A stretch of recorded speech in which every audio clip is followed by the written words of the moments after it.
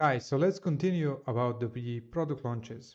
So many of you know that it's the most precise way to target certain keywords during a product launch is using exact match, single keyword targeting if possible. Now, there's the issue where the keywords that you would like to be ranked on can be too expensive. It can be $5 a click, $15 a click, or whatever.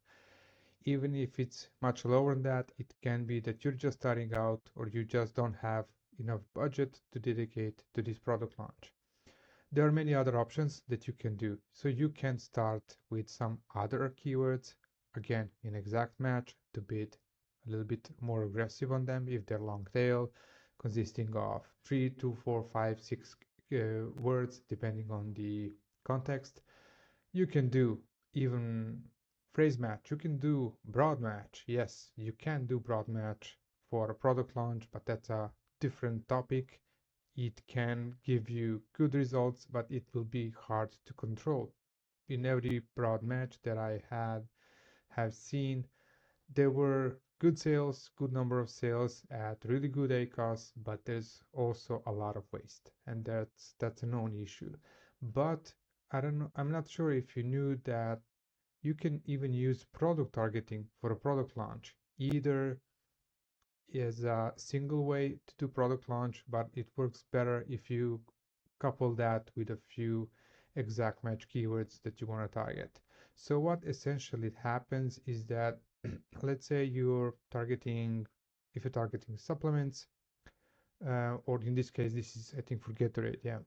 So if you're targeting some of your competitors' listings, your ads will be shown on search results page. It will be shown on PDPs and all over the place. You will see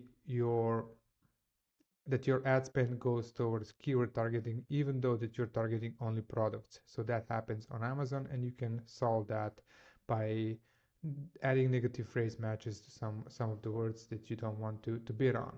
But what essentially happens when you bid on your, for example, biggest competitor, you will end up paying much less when you attack them through product display pages or PDPs than if you attack them through exact match keywords. Because as I said, exact match keyword can be $5. For example, this one, body armor drinks, it's going to be $3.37, and it could be easily it can easily be that by using product display pages for targeting this competitor and a few others, you will pay much less. You will pay $1 or even less than that, depending on the context.